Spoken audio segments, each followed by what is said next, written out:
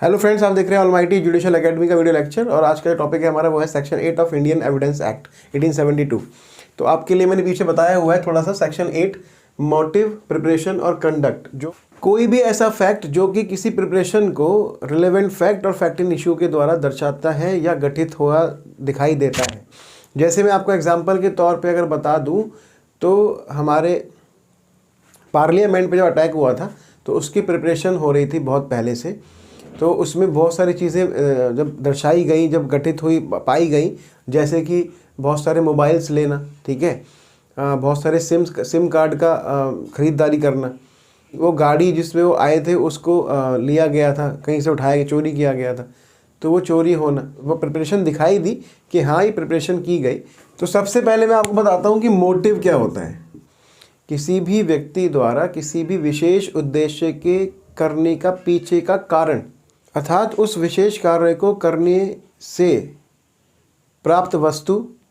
तो जब भी ये सवाल उठाया जाता है कि कोई भी विशेष कार्य क्यों किया गया, तो उदाहरण के लिए मान ली कुछ पैसों का बदला कि अगर वो व्यक्ति मर जाए तो ये पैसे मुझे प्राप्त हो जाए। अब मोटिव हो गया ऐसा। अब इंटेंशन क्या होती है इसके पीछे? जो एक्चुअली अपराध करते हुए मन की स्थिति है, एक विशेष परिणाम को उत्पन्न करने की इच्छा या उस समय मन की स्थिति जिस समय वो कार्य किया गया, वो इंटेंशन। अब इसमें देखते हैं कि कॉज क्या है। कारण जो होता है ना, वो एक विशेष परिस्थिति, तत्काल परिस्थिति या कोई घटना है, इसके परिणाम स्वरूप एक व्यक्ति एक विशेष तरीके से कार्य करता है।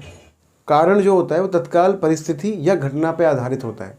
उदाहरण के लिए बताऊं आपको कि एक्स ने वाई को गोली मार दी क्योंकि एक्स को ऐसा प्रतीत हुआ कि वाई कुछ ऐसा कार्य करने जा रहा है जिससे एक्स को अपनी मृत्यु हो जाने का खतरा पैदा हुआ। तो इसमें मैं आपको बताता हूँ कि कॉज और मोटिव के बीच का अंतर क्या है। जो कॉज है मूल रूप से एक व्यक्ति को एक विशेष कार्य के लिए राजी करने का एक तत्कालिक कारण है, जबकि मोटिव, मकसद, अंतिम उद्देश्य है। मकसद भी कार्य करने का कारण हो सकता है, लेकिन जो कारण है वो section 7 of Indian evidence act के अकॉर्डिंग तत्काल कारण है, जबकि जो मकसद है वो तुलनात्मक रूप से धारा 8 के तहत दूर का कारण है। जो प्रिपरेशन है, पहली बात तो ये कि प्रिपरेशन कभी भी ज़रूरी नहीं है कि वो एक आपराधिक मामले के लिए ही की जाएगी, लेकिन जब वो आपराधिक मामला हो जाता है या ऐसा होना प्रूव हो जाता है तब प्रिपरेशन को आपराधिक मामले में माना जाता है।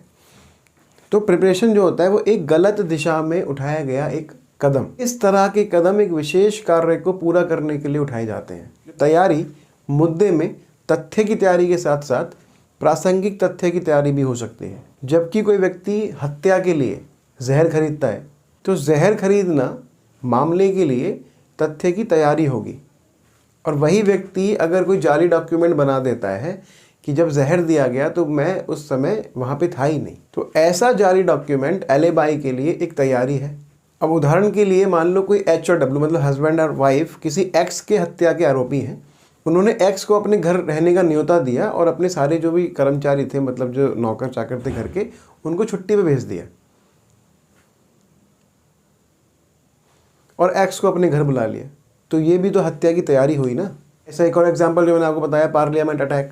जब तक कि कोई स्टेटमेंट कंडक्ट से मिलती जुलती ना हो तब तक स्टेटमेंट कंडक्ट में इंक्लूड नहीं होंगी। मैं आपको एक एग्जाम्पल देता हूँ। कोई व्यक्ति है जो कि भागता हुआ जा रहा है, उसके शरीर से खून टपक रहा है और वो बोल रहा है कि उसने मुझे मारा, उसने मुझे मारा, किसने भी, फलाना ने मुझे बहुत मारा।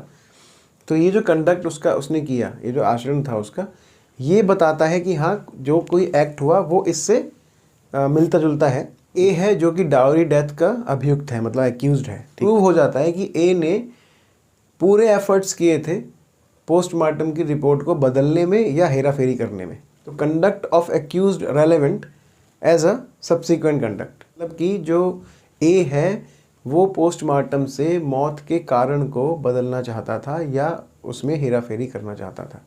ठीक है, तो ये हुआ सब्सिक्वेंट कंडक्ट। तो मैं आशा करता हूँ कि जो भी मैंने आपको समझाया वो आपको सही समझ आ गया होगा। तो प्लीज़ लाइक कीजिए, सब्सक्राइब कीजिए हमारा चैनल अगर आप तक नहीं किया है तो, और अगर आप नए हैं हमारे चैनल पर तो सब्सक्राइब कीजिए हमारा चैनल इसी तरह की वीडियो देखने के लिए। Thank you so much. God bless you.